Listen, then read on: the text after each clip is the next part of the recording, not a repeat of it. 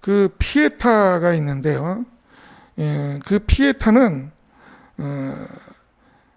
연민이라든가 긍휼을 뜻하는 말인데, 보통은 십자가에서 못 박혀 돌아가신 예수님을 성모 마리아가 끌어안고 슬퍼하는 장면을 그 묘사한 미술 작품 또는 어떤 조각, 이런 것들을 일컬는 말이 그 피에타라고 합니다. 그러니까 연민이라는 뜻이지만 그런 예술품들을 뜻한다고 합니다. 그래서 이 그림은 미켈란젤로의 피에타입니다. 그래서 미켈란젤로가 다비드상, 모세상과 더불어서 3대 조각 중에 하나입니다. 좀 위에서 좀 내려다보는 사진이었으면 좀 좋았을 텐데 제가 찍지를 않아서 그렇게 못 찍었습니다. 그 다음에 조바니 벨리니의 그 피에타가 있는데요. 이 시대는 그 바로 어떤 때냐면 페스트가 유행할 시기였습니다. 바로 옆 사람이 막 죽어가고 있었을 때예요. 그럴 때 우리가 가장 슬플 때 슬픈 노래가, 슬픈 그림이 우리를 위로하듯이 그 돌아가신 예수님의 모습 속에서 많은 사람들이 위안을 가졌다고 합니다. 그 중세기에 그 피에타고요. 그 다음 넘긴 피에타가 웰그레코의 그 피에타입니다. 지금 그 웰그레코의 피에타는 여러 그림이 있는데 아마 그 남자는 지금 남자 모습을 하고 있는 게 누군지 잘 모르겠더라고요. 근데 다른 피에타, 웰그레코의 피에타를 보면 남자들이 분명한 그게 있어요. 그래서 성경을 찾아보면 그 유대 의회의 요셉입니다. 십자가에서 빌라도에게 예수의 시신을 달라고 요청했던 그 사람. 그 다음에 그 옆에 있었던 여자가, 위에 있는 여자가 막달라 마리아죠. 그 다음에 그 옆에 있는 사람이 바로 요새의 어머니 야고보 마리아입니다. 그래서 네 사람의 그 피에타의 모습이 있습니다. 그 다음에 그 들라크루아의 그 피에타를 갖다가 오마주한 그 고의 피에타가 있습니다. 오마주였다는 게 무슨 감사하다는 뜻이라고 했는데 좀 좋게 표현하면 그 모방했던 그 피에타입니다. 근데 그 피에타에서 그 고의 작품은 그 색깔이 아주 현란함, 노란색으로 그 예수님을 표현을 해갖고 강력하게 표현하면서 오히려 노란색으로 표현함으로써 그 예수님의 그 어떤 처절한 몸짓을 표현했다고 합니다. 고우가 유일하게 기독교의 그 성서를 그린 작품이 요 피에타입니다. 그 다음에 그 프란츠 본 슈트크 독일 사람의 그 피에타가 있는데, 이거는 이 사람은 그 그리스 신화 여자 나신들을 많이 그린 사람인데 상징주의 작가로서 나타나는데, 저는 이 피에타가 가장 가슴에 와 닿고 색상도 우리들한테 다가오는 거 아닌가 하는 생각이 있습니다. 음악으로서도 그 나타낸 피의 예수도 있습니다. 이 작품은 우리가 잘 아는 오페라의 유령을 지은 웨버의 작품입니다. 한번 잠깐 들어보겠습니다.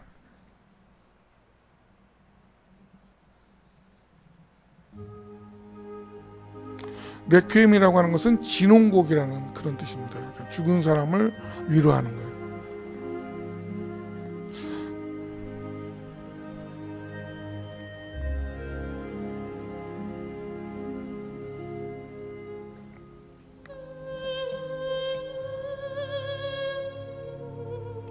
피의 예수, 피의 예수, 그걸 계속 반복하고 있습니다.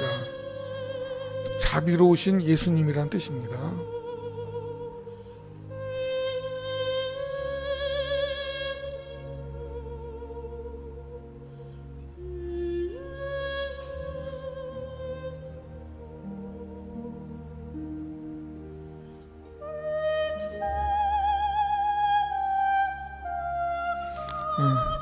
우선 이 정도만 들러보죠.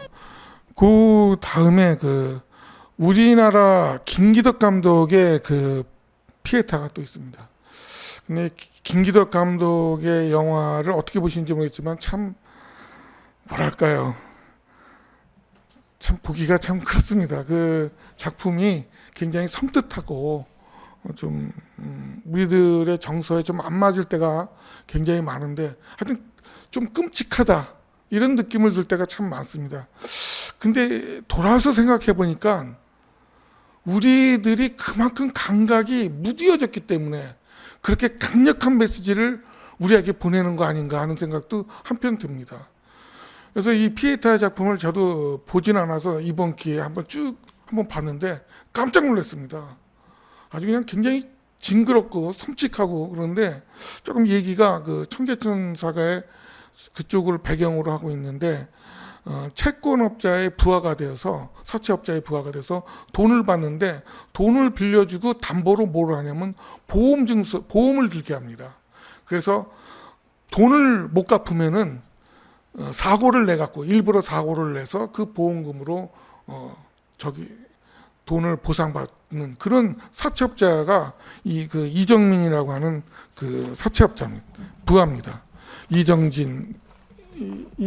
그 옆에 있는 저기요. 그 다음에 이제 그 옆에 조민수라고 하는 여자가 있는데, 이 어느 날 이정진 앞에 나타납니다. 내가 너희 어머니다. 그래갖고 그 피눈물 나지 않을 것 같은 이정진에게 어머니의 사랑을 보여주기 시작해요. 그래서 가족이 뭐라는 걸 가르쳐주기 시작해요. 그러다가 이 조민수가 사라집니다. 그래서 이 이정진은 조민수를 막 찾는데 아주 여기에 놀라운 반전이 있습니다. 이정진인 그 남자 주인공인 이 사채업자 부하가 그 진짜 조민수의 아들을 그 돈을 받기 위해서 이 사고를 내 갖고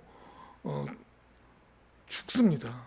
바로 그 조민수가 그걸 보복하기 위해서 이정진을 찾아간 거예요. 하여튼 그런 내용이 그 줄거리 내용. 잘 모르겠는데 가만히 생각해 보니까 그런 내용 같아요. 하여튼 말은 없는데 그 이정진이 연기가 굉장히 잘 못하더라고요. 정말. 근데 조민수가 조금씩 보태주고 있어요. 그래서 도대체 무슨 소리를 하는지 모르겠는데 자세히 막 제가 리와인드해서 자꾸만 보니까 이해를 하겠더라고요. 그러니까 아주 우리가 말하는 그 마더라고 하는 영화, 그런 영화와 비슷한 거예요. 상당히 그 충격적인 그런 작품이었습니다. 근데 굉장히 그 보기에는 섬찟하고 엽기적이라 글쎄 보시라고 권하기는 그렇습니다. 제가 살아가면서 본 피에타가 있었습니다. 제가 살아가면서 본 피에타는, 우리 한국 사람들은 다른 나라 사람들하고 달리 눈물이 났을 때 눈물을 눈에다가 머금게 할 수 있답니다. 우리나라 사람만이 2000년 동안 내려온 그 유전적인 물질이 있는데, 그게 바로 눈가 밑에 눈물의 뚝이 있대요. 그래갖고 눈물이 흘러내리지 않고 눈에다가 이걸 갖다가 떨어뜨리지 않을 수 있다는 겁니다. 다른 나라 외국 영화들 가만히 보면은 눈물을 흘리는 여자의 모습이라든가 사람들의 모습이 아름답지 못해요. 근데 우리 한국 영화는 눈물을 흘리는 모습은 다 아름다워요. 묘한 적이 있는데 그 중에서 눈물을 머금고 있는 그 피에타의 모습은 너무나 강력하게 봅니다. 제가 어느 날 어느 상갓집에 갔는데 상주가 바로 눈물을 가득 눈에다가 가득는 거예요. 무슨 말을 할 필요가 없었어요. 그 분의 그 아픔과 슬픔이 그대로 나한테 전이돼서 왔습니다. 저 그때 그 책에서만 봤던 그 눈물샘이, 눈물의 뚝이 바로 저거구나. 저 피에타의 모습을 제가 보고 저도 정말 가슴 아프게 찢어질 듯 아픔이 저한테 왔던 기억이 납니다.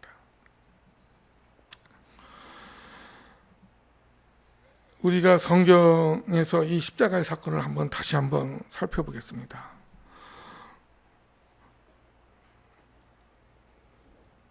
목사님, 제가 몇 분에 끝내야 되는 거죠? 그냥 40분 정도에? 네. 50분 정도. 네. 제가 원래 말을 하려면 또 수없이 말을 만들어내는데 그 솔로몬 이후에 그 이스라엘은 그 잘 아시는 것처럼 북이스라엘하고 남유대로 나누어졌습니다. 북이스라엘은 아시리아에 의해서 망했고 남유대는 바빌로니아에 의해서 망했습니다. 근데 그 바빌로니아의 정책은 그 이민족들을 자기네가 정복한 민족을 흩뜨려 버리는 거였어요. 그래서 우리가 말하는 바빌론 유수가 일어났죠.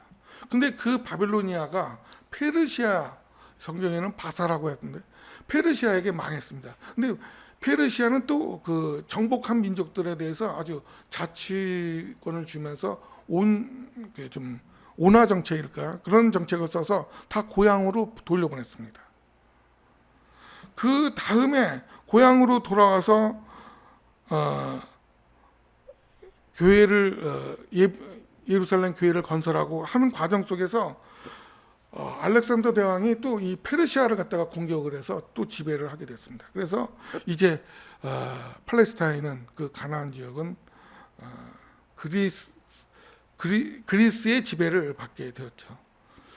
그러다가 그 약 독립운동이 일어나갖고 한 100여 년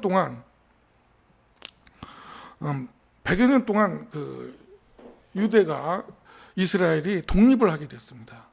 그때 또 로마 우리가 말하는 폼페이 장군이 그 삼두덩치의 그 폼페이 장군이 팔레스타인을 공격해 와서 이 유대 이스라엘을 갖다가 공격을 해서 이제 로마의 속국이 됐습니다.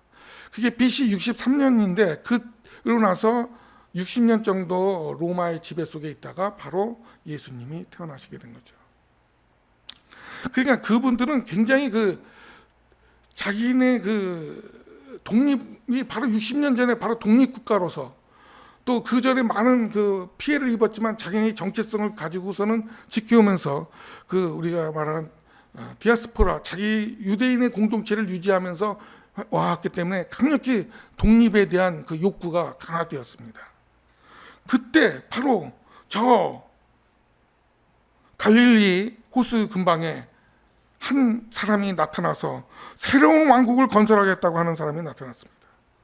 유대인들은 이민족으로부터의 완전한 독립과 팔레스타인 지역의 그 옛날의 영광을 찾을 인물로 바로 그 사람을 생각한 거죠.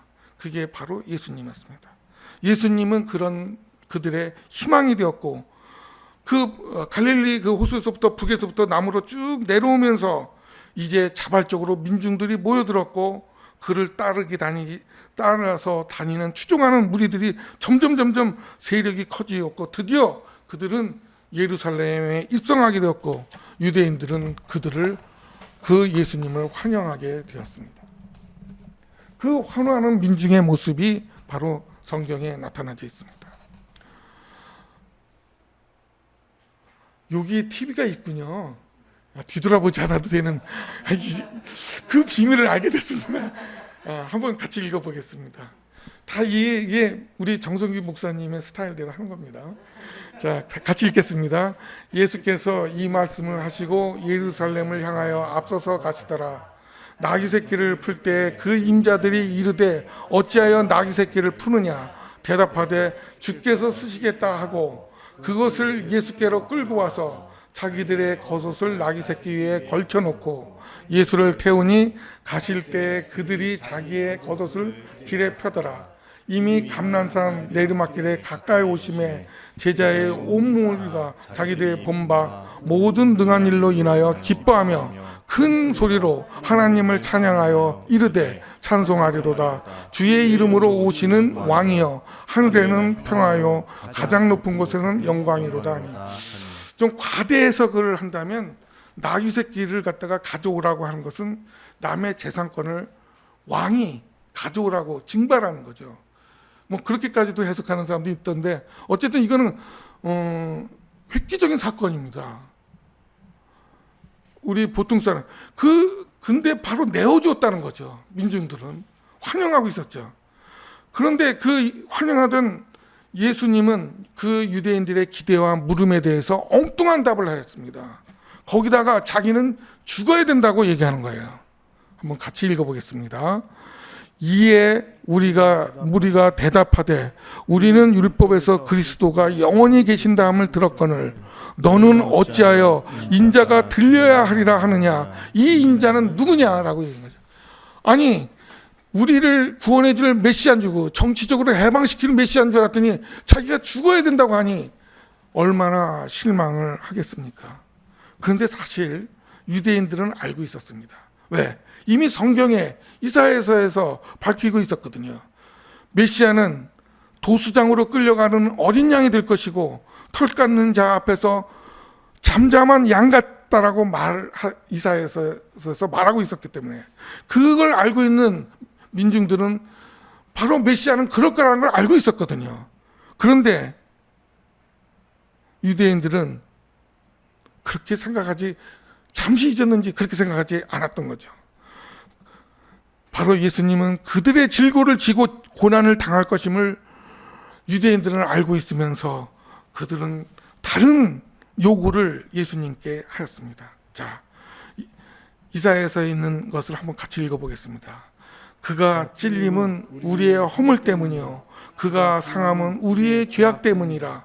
그가 징계를 받음으로 우리는 평화를 누리고 그가 채찍을 맞음으로 우리는 나음을 받았도다. 바로 메시아는 그럴 거라고 알고 있었거든요.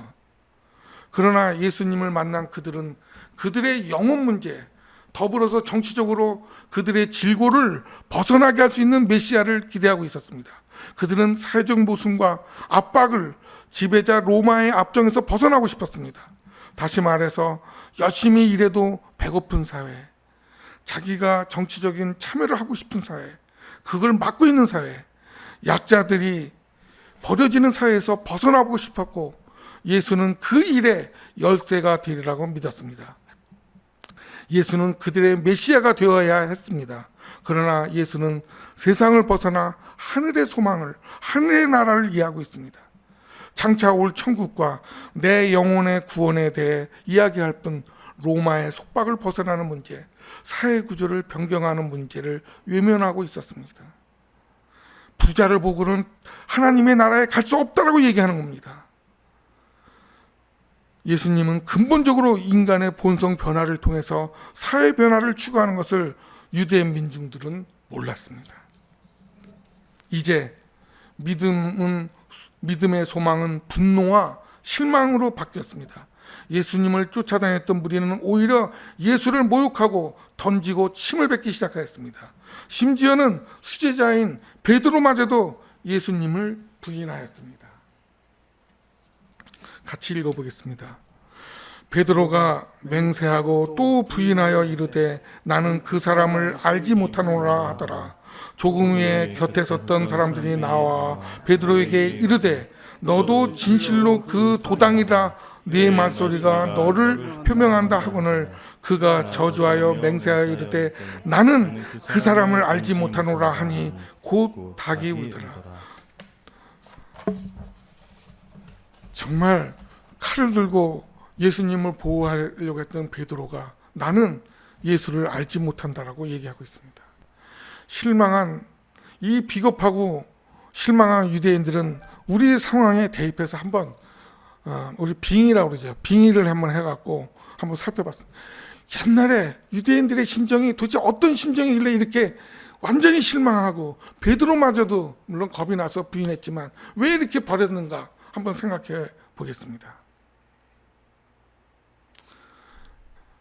우리나라 상황에 1910년에 우리나라가 국권을 상실했습니다.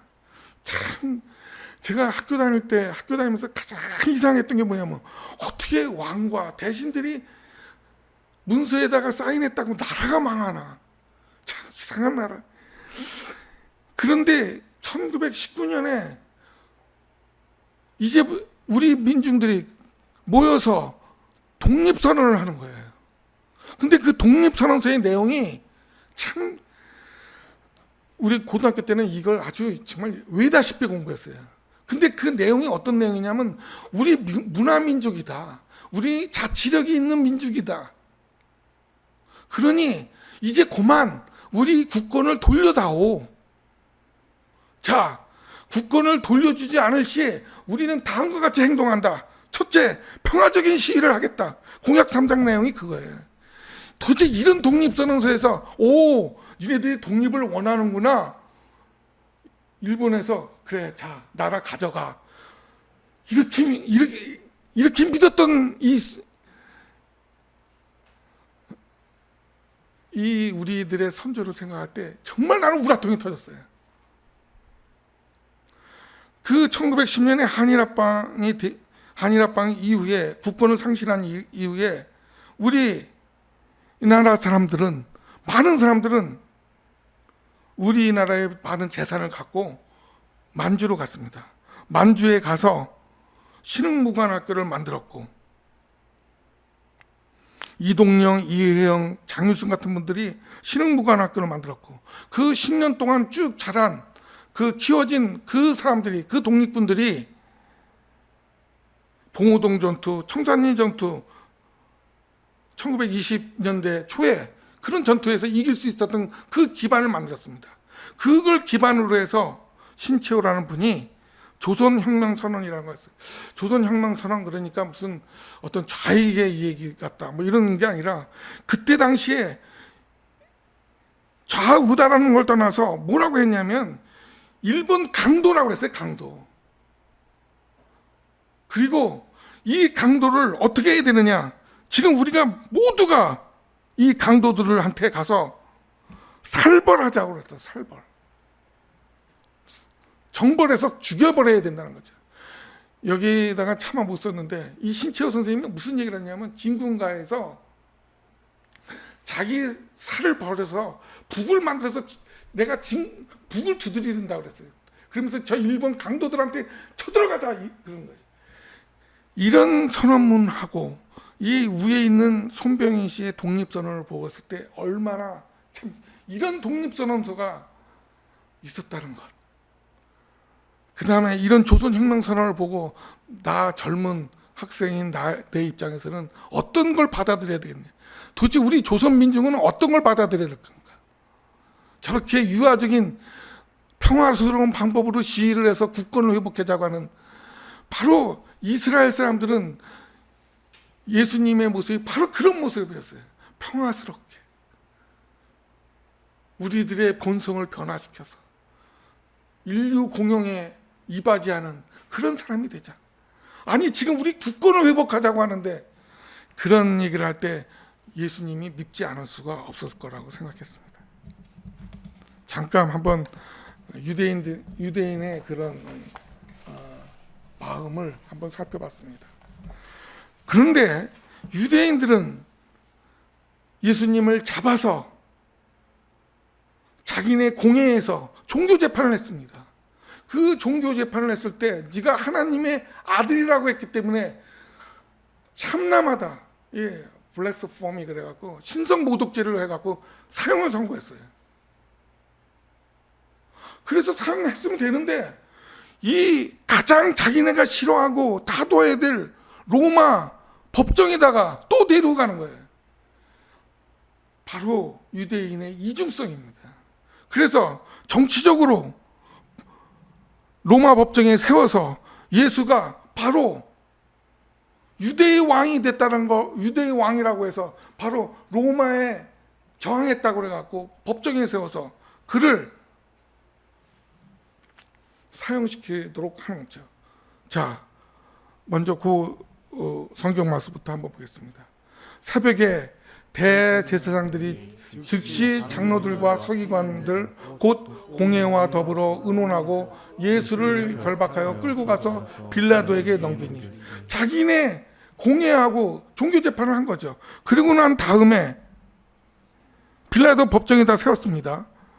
이러함으로 빌라도가 예수를 놓으려고 힘썼으나 오히려 예수님을 놓아주려고 했어요. 근데 유대인들이 소리질러 이르되 이 사람을 놓으면 가이사 로마의 충신이 아니이다. 무릇 자기를 왕이라 하는 자는 가이사를 반역하는, 유대의 왕이라고 했으니 가이사 로마에 반역하는 사람이라고 하고선 죽이는 거죠. 죽이자고 하는 거죠. 이 이전에 예수님이 오시기 전에 십자가형은 오랫동안 로마에 반역한 사람들에게 내려지는 형이었습니다. 로마는 스파르타쿠스하고 그의 동료들 6천여 명을 아피아 가도에서 십자가의 형을 행합니다. 어느 영화를 보니까 일본의 십자가형은 어떻게 하냐면 뒤로 물구나무를 쓰게 해갖고 머리에다가 구멍을 조그맣게 내서 피를 떨어뜨린다고 그러더라고요. 그 고통이 얼마나 심하겠어요. 피를 흘려서 피가 다 빠져갖고 죽는 그 십자가형을 이미 스파르타쿠스 그 반역자들, 로마의 반역자들에게 보여준 거죠. 그 십자가형을 빌라도는 피하고 싶었던 거죠. 그런데 그것을 가장 요구했던 사람들이 바로 유대인들이었습니다. 저는 그 유대인들의 이중적이고 위선적인 태도를 여기서 발견하지 않을 수 없습니다. 실망하는 유대인들은 더욱 십자가에 달린 예수를 모욕합니다. 같이 한번 또 읽어보겠습니다. 지나가는 자들은 자기 머리를 흔들어 예수를 모욕하여 이르되 성전을 헐고 사흘에 짓는 자여 내가 만일 하나님의 아들이거든 자기를 구원하고 십자가에서 내려오라 하며 그와 같이 대제사장들도 서기관들과 장로들과 함께 희롱하여 이르되 그가 남은 구원하였으되 자기는 구원할 수 없도다. 그가 이스라엘의 왕이로다. 지금 십자가에서 내려올지어다. 그리하면 우리가 믿겠노라. 저도 참 목사님들한테 못된 짓 참 많이 했습니다. 이거 보니까 그 생각이 나네요. 목사님이 우리 신도들이 왜 이렇게 모이지 않죠? 신도들이 나가서 전도를 안 하는 것 같아요. 저한테 그런 말을 했을 때 목사님 안진뱅이 한 사람만 이렇게 세우세요. 꽉 찰겁니다. 저희 그런 얘기를 했는데 지금 여기서 이 유대인들의 모습이 제 모습이었어요. 왜 내려와라 이러는 내려와라. 조롱하는 민중, 실망하는 유대인들은 그때 예수님은 정말 무력하게 십자가에서 내려오지 않습니다. 오히려 예수님은 그 고통과 그 고통을 참고 있으면서 어쩌면 그 광야에서의 유혹을 또 느끼고 있었을 것입니다. 신이기 때문에 하나님이시기 때문에 내려올 수 있었는데 그는 참고 또 참았죠. 또 한번 읽어보겠습니다. 마지막 돌아가시는 모습입니다. 시작. 제9시쯤에 예수께서 크게 소리질러 이르시되 엘리 엘리 라마 사막다니 하시니 이는 곧 나의 하나님 나의 하나님 어찌하여 나를 버리셨나이까 하는 뜻이라. 거기 섰던 자 중 어떤 이들은 듣고 이르되 이 사람들이 하고 그 중에 한 사람이 곧 달려가서 해면을 가져다가 신포도주에 적시어 갈대에 꿰어 마시게 하거늘 그 남은 한 사람이 이르되 가만두라 엘리야가 와서 그를 구원하나 보자 하더라. 예수께서 다시 크게 소리 지르시고 영원히 떠나시. 얼마나 그 고통과 그 고통을 면할 수 있는 능력을 갖고 계신 분인데 그걸 면하지 않고 무력하게 돌아가시는 그 예수님의 모습입니다. 그 속에서 그가 느꼈던 유혹을 카잔차키스라고 하는 사람이 그 유혹에 대해서 썼습니다. 카잔차키스의 작품으로는 그리스인 조르바라는 작품을 쓴 분입니다. 우리 젊었을 때 20대 때 30대 때 그 조르바처럼 되고려고 우리 참 많이 애썼던 그 책이었는데 그 카잔차키스의 작품 중에 마지막 유혹이라는 작품입니다. 한번 그 작품을 한번 읽어보겠습니다. 십자가에서 지금 환상을 보여주고 있는 겁니다. 예수님께. 자, 사탄이 보여주는 그 환상입니다. 두 자매가 불을 지피고 이 두 자매는 마리아하고 마르다입니다. 예수님의 부인이 된 겁니다. 아침 일찍 소의 젖을 짜고 이제는 당신에게 줄 우유를 준비하는군요. 이곳으로 오는 길에 당신은 천국의 의미가 무엇인지 물어보고 싶지 않았나요? 무수히 많은 자그마한 기쁨들이에요. 나사렛 예수여, 문을 두드리고 그러면 여인이 당신을 위해 문을 열어주고 불가에 앉아 식탁을 차리는 안악을 지켜보고 그리고 온전히 어두워진 다음에는 당신을 두 팔로 안는 그 여자의 감촉을 느끼고. 이 예수 그리스도 예수님에게 뭐냐면 보통 가정이 되라고 하는 거죠. 젖을 짜고 부인은 뜨개질을 하고 아이들은 뒤엉겨 놀고 있는 모습을 환상으로 보여주고 있는 거예요.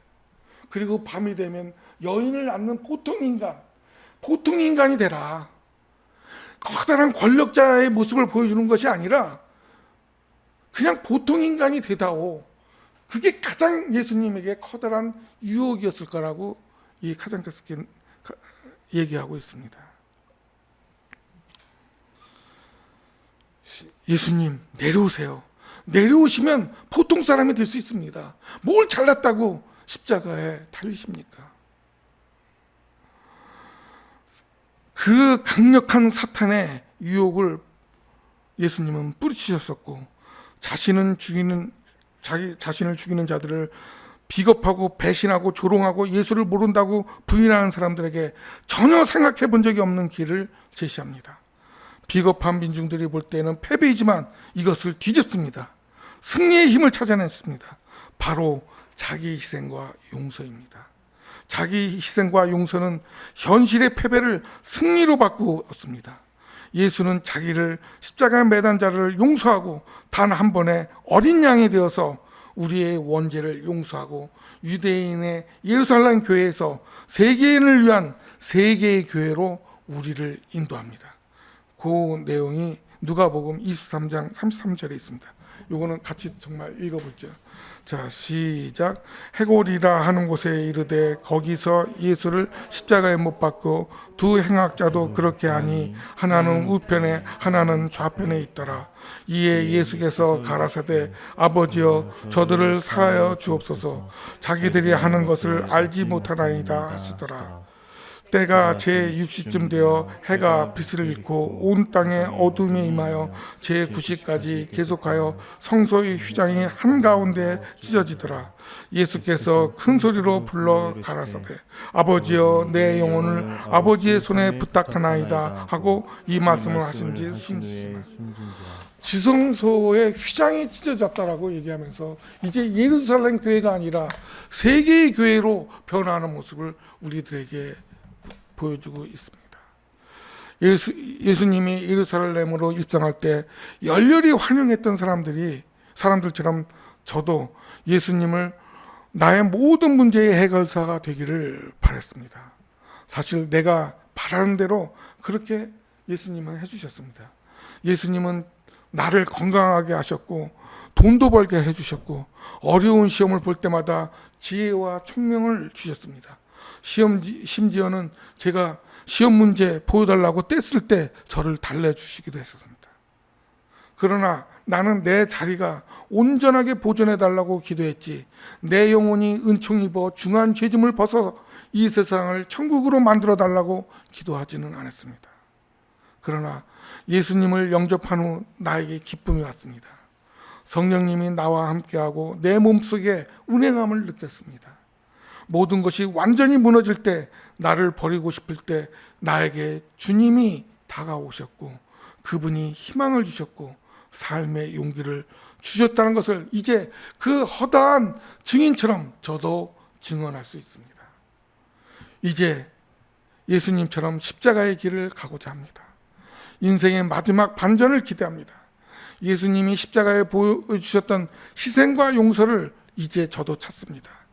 기대에 못 미치고 응답을 더디하시는 예수님을 향해 못 박으라고 외치는 예수님을 또 죽음으로 모는 신도가 아니라 하나님의 방식대로 해결책을 마련하고 있습니다. 그런 신도가 아니라 이제 인간의 방법과 인간의 지혜의 모습이 아닌 하나님의 방법을 찾는 제가 되려고 합니다. 조급해서 내가 보지 못할 뿐입니다. 이제 저는 제 자신을 매일 못 박습니다. 내 자아를 못 박는 하루하루가 되기를 기도합니다. 기도가 이루어지도록 갈라디아서 2장 20절을 마음속 깊이 새겨봅니다. 마지막 결론적으로 갈라디아서 2장 20절을 보겠습니다. 시작. 내가 그리스도와 함께 십자가에 못 박혔나니 그런즉 이제는 내가 사는 것이 아니요 오직 내 안에 그리스도께서 사시는 것이라. 이제 내가 육체 가운데 사는 것은 나를 사랑하사 나를 위하여 자기 자신을 버리신 하나님의 아들로 믿는 믿음에서 사는 것입니다. 조금 부수적인 말로 제 굉장히 의문이었어요. 1920년대 그렇게 훌륭하게 싸웠던 독립군들은 도대체 다 어떻게 된 걸까? 왜 계속 30년대까지 이어지지 않았을까 하는 그런 의문이 저한테 있었는데, 그 독립군들이 일본군들의 보복을 피해서 자유시라고 하는 곳에 갔습니다. 거기에 가서 적군과 백군 간의 갈등이 있었는데, 적군들, 러시아 적군과 일부 공산당 독립군들에 의해서 그 독립군들 거의 대부분이 사살됐거나 물에 빠져 죽었다고 합니다. 그러니까 자유시 참변이라고 하는데 한번 나중에 찾아보시기 바랍니다. 이걸 저희들 때는 안 배웠는데 요즘 학생들은 배우더라고요. 이 자유시 참변에 대해서요. 기도하겠습니다. 하나님 아버지, 아브라함의 믿음, 이삭의 믿음, 야곱의 믿음보다도 더 큰 믿음을 십자가의 사건 속에서 저는 알고 있고 그 믿음을 소유하게 되었습니다. 주 하나님, 저도 아브라함처럼 아브라함 이상이 될 수 있습니다. 주 하나님, 이 십자가 사건을 내 마음속에 갖고 이제 마지막 누구든지 용서할 수 있고 내가 헌신하는 그러한 십자가의 길을 걸었던 예수님처럼 닮아가기를 원합니다. 매일매일 내 자아를 죽이기를 원합니다. 내 자아를 십자가에 매달기를 원합니다. 주 하나님, 저와 함께하여 주시옵소서. 이 모든 말씀을 예수 그리스도의 이름으로 기도했습니다. 아멘.